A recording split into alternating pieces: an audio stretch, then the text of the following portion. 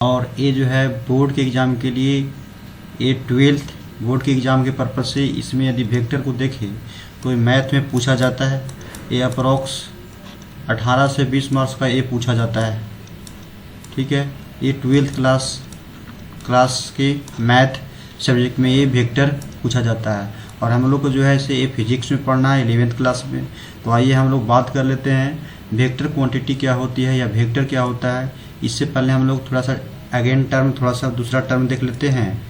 Physical quantity. Physical quantity का मतलब होता है भौतिक राशि। फिजिकल क्वांटिटी यानी भौतिक राशि क्या होती है, इसके बारे में हम लोग थोड़ा सा देखेंगे। फिजिकल क्वांटिटी क्या होता है।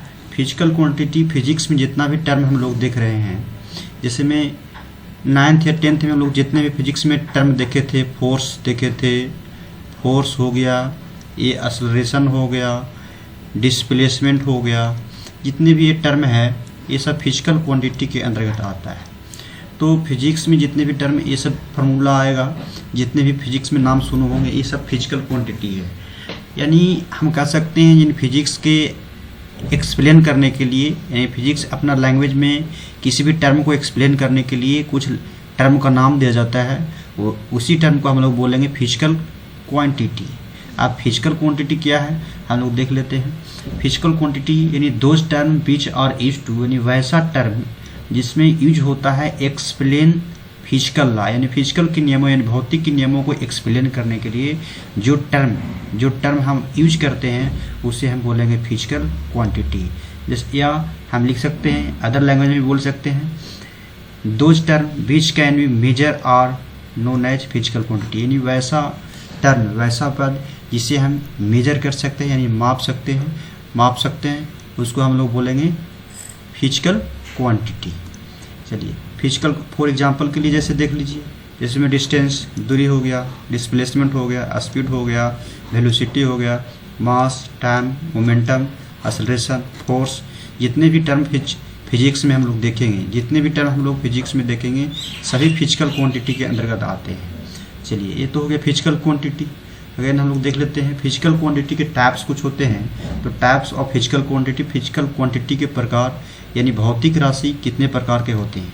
तो जनरली जो फिजिकल क्वांटिटी है हम लोग के इंटर लेवल तक दो टाइप्स के फिजिकल क्वांटिटी के बारे में पढ़ना है, स्केलर क्वांटिटी और वेक्टर क्वांटिटी। ये हाई लेवल में हम लोग एक और पढ़ना है क्वांटिटी के बारे में, फिजिकल क्वांटिटी के बारे में, टेंसर क्वांटिटी। तो जनरली हम लोग यहाँ से देख लिए कि फिजिकल जो क्वांटिटी होता है 3 प्रकार की होती है, स्केलर क्वांटिटी, वेक्टर क्वांटिटी और एक टेंसर क्वांटिटी होती है। स्केलर, वेक्टर और टेंसर क्वांटिटी होती है। तो फिजिकल क्वांटिटी कितने प्रकार के, 3 प्रकार के, स्केलर क्वांटिटी, वेक्टर क्वांटिटी और टेंसर क्वांटिटी। अब बात कर लेते हैं स्केलर क्वांटिटी की। स्केलर क्वांटिटी क्या होती है। तो स्केलर क्वांटिटी बोले यानी इसका मतलब होता है, स्केलर का मतलब होता है अदिश राशि। स्केलर क्वांटिटी यानी अदिश राशि क्या होती है, तो वैसा राशि जिसमें केवल मैग्नीट्यूड होता है। क्या होता है, मैग्नीट्यूड होता है, यानी the quantity which have only magnitude, केवल मैग्नीट्यूड यानी केवल परिमाण होती है, उसे हम क्या कहते हैं, अदिश राशि कहते हैं, स्केलर क्वांटिटी होती है। जैसे में देखिए स्पीड क्या है, तो स्केलर क्वांटिटी है।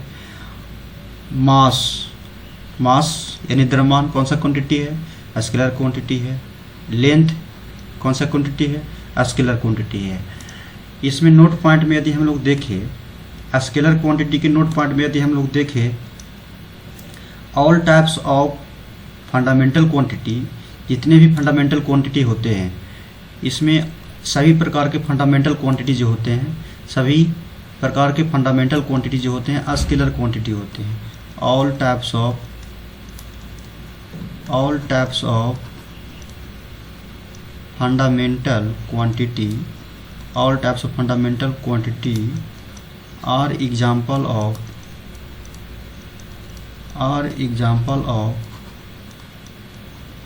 फंडामेंटल क्वांटिटी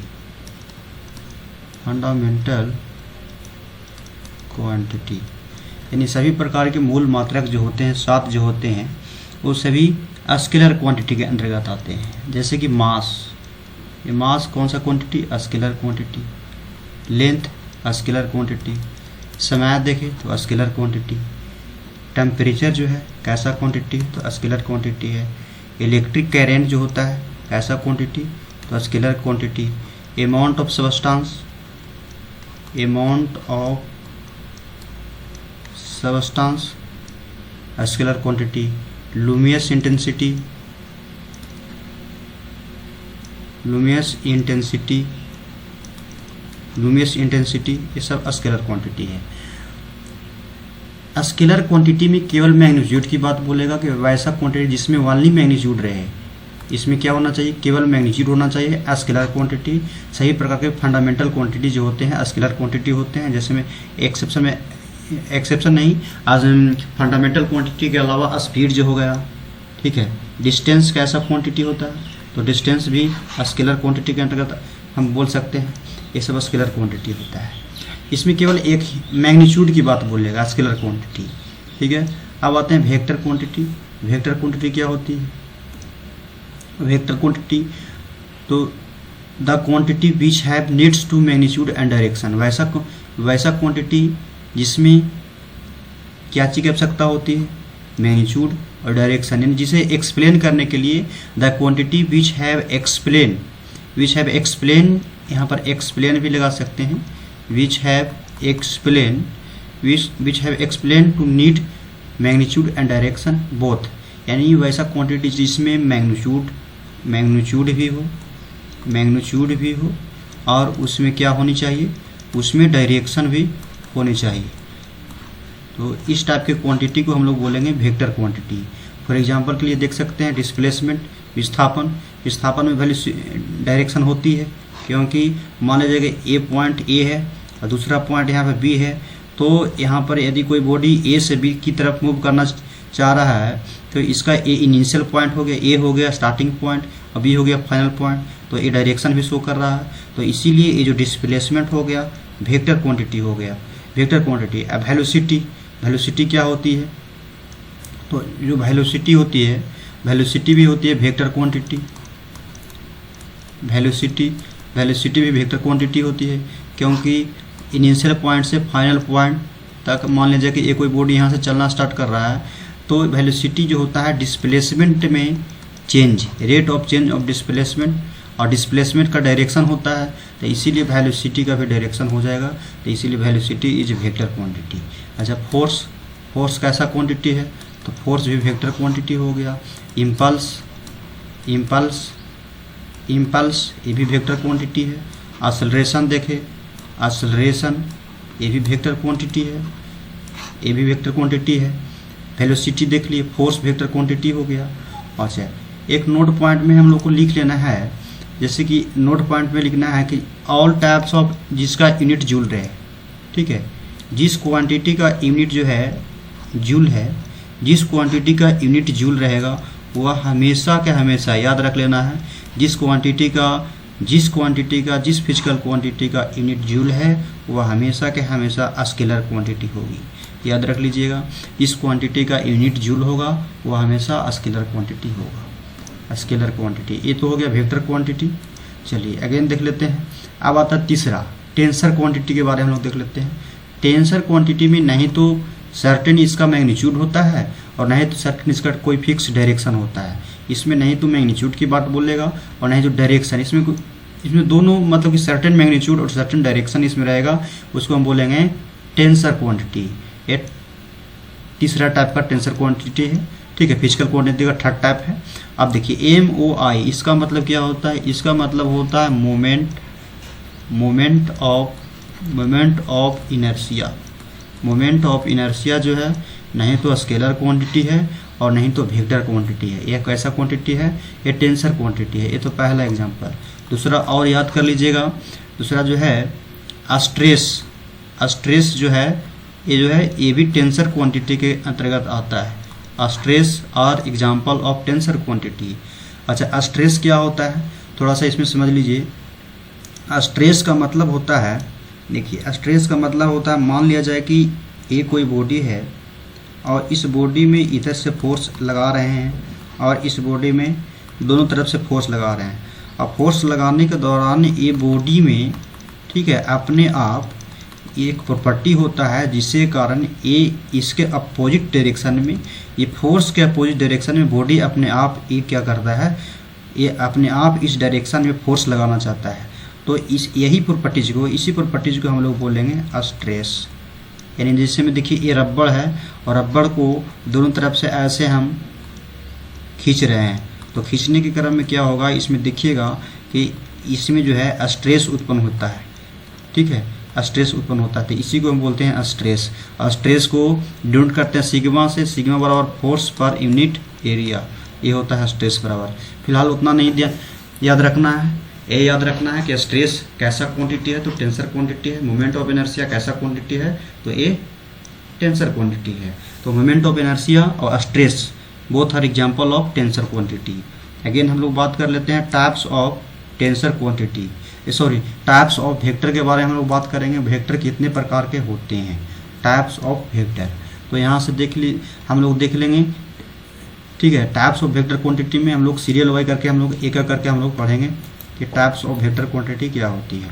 देखिए, तो यहाँ पे यूनिट वेक्टर हो गया, फर्स्ट टाइप यूनिट वेक्टर। दूसरा equal vector, negative vector, null जिसको नल बोलते हैं या जीरो वेक्टर होती है।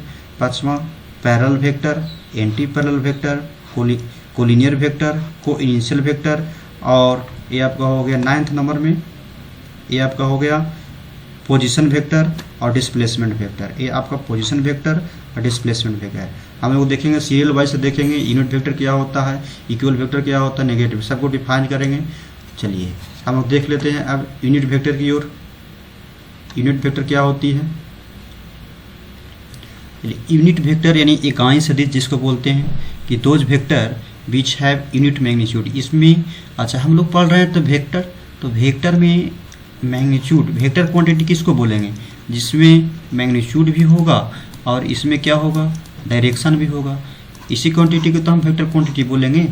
तो यदि हम इसे डिफाइन करें, यूनिट वेक्टर को डिफाइन करें, तो इसमें का मैग्नीट्यूड जो होगा, इस टाइप के वेक्टर का मैग्नीट्यूड होना चाहिए, कितना होना चाहिए, यूनिट होना चाहिए। यानी those vector which have unit magnitude. यहाँ पर यदि हम लिखें, लैंग्वेज के तौर पर यदि हम लिखें, तो हम ऐसा लिख सकते हैं, those vector which have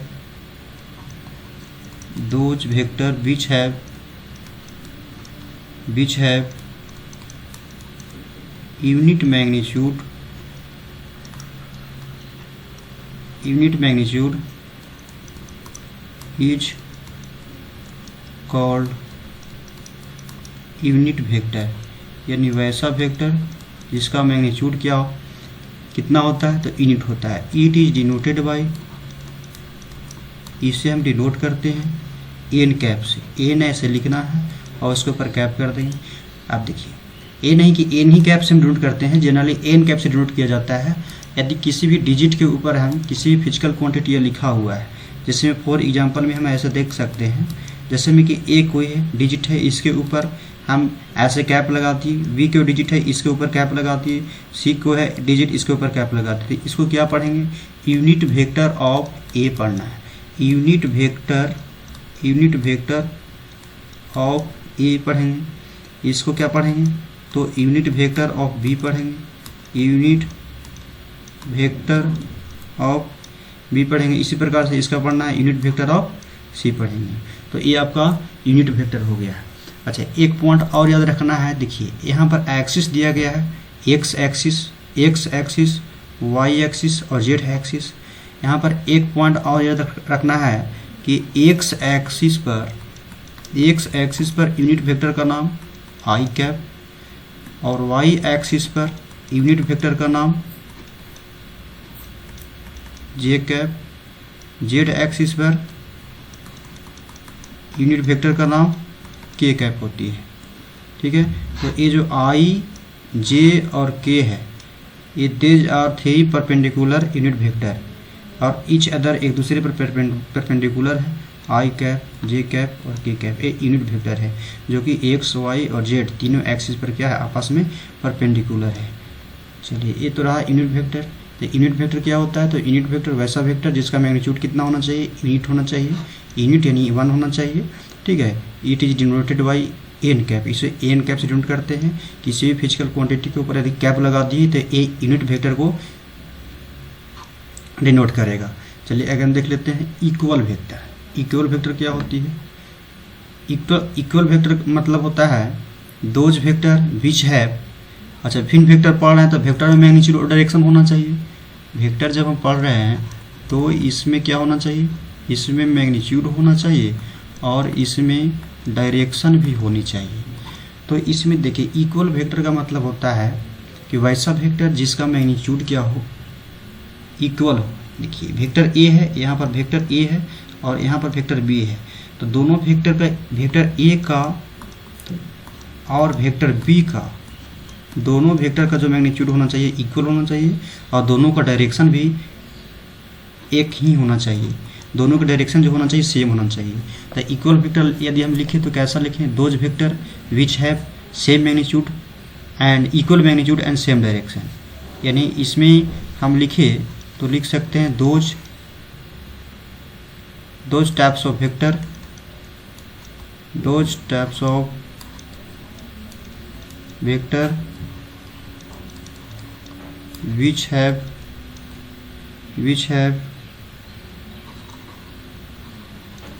equal magnitude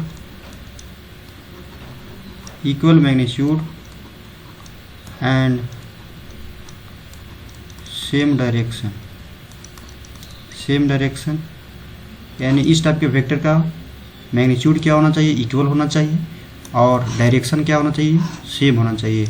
इसे हम बोलेंगे इक्वल वेक्टर। अगेन देख लेते हैं नेगेटिव वेक्टर। इसमें क्या होगा? इसमें भी क्या होगा? तो मैग्नीट्यूड की बात करेंगे और डायरेक्शन की बात करेंगे। तो इसमें जो है वैसा वेक्टर जिसका मैग्नीट्यूड क्या होना चाहिए? मैग्नीट्यूड देखिए ये दोनों वेक्टर दिया गया है, मैग्नीट्यूड दोनों का सेम होना चाहिए। इसका यदि मैग्नीट्यूड PQ है तो इसका भी देखिए PQ ही होगा। यदि मान लीजिए कि इसका मैग्नीट्यूड 10 यूनिट है तो इसका भी मैग्नीट्यूड, ये वाला वेक्टर का भी मैग्नीट्यूड 10 यूनिट ही होना चाहिए। इसका मैग्नीट्यूड 10 यूनिट है तो इसका भी मैग्नीट्यूड 10 यूनिट होना चाहिए, लेकिन इसका डायरेक्शन क्या है? अपोजिट, इसीलिए ये नेगेटिव वेक्टर कहलाएगा। मैग्नीट्यूड क्या होना चाहिए? सेम होना चाहिए और इसका डायरेक्शन जो होना चाहिए, इस टाइप के वेक्टर का डायरेक्शन जो होना चाहिए ये अपोजिट होनी चाहिए। तो इस टाइप का वेक्टर को हम बोलेंगे नेगेटिव वेक्टर। तो those types of vector which have same magnitude but opposite in direction is called negative vector. Again हम लोग देख लेंगे, ये हो गया नेगेटिव वेक्टर। नेगेटिव वेक्टर हो गया। अब देख लीजिए जीरो वेक्टर, जिसको नल वेक्टर बोलते हैं। जीरो वेक्टर या नल वेक्टर क्या होता है? जीरो वेक्टर वैसा वेक्टर जिसका मैग्नीट्यूड कितना होना चाहिए? मैग्नीट्यूड जो होना चाहिए 0 होना चाहिए। अब इसका जो डायरेक्शन होगा, जैसे कि जीरो वेक्टर का मैग्नीट्यूड 0 होता है और इसे ऐसे कैप द्वारा सूचित करते हैं, तो इसका जो डायरेक्शन है, इसका डायरेक्शन हम फाइंड नहीं कर सकते हैं। इनडिटरमाइंड इसका डायरेक्शन जो है ये हम फाइंड नहीं कर सकते हैं। तो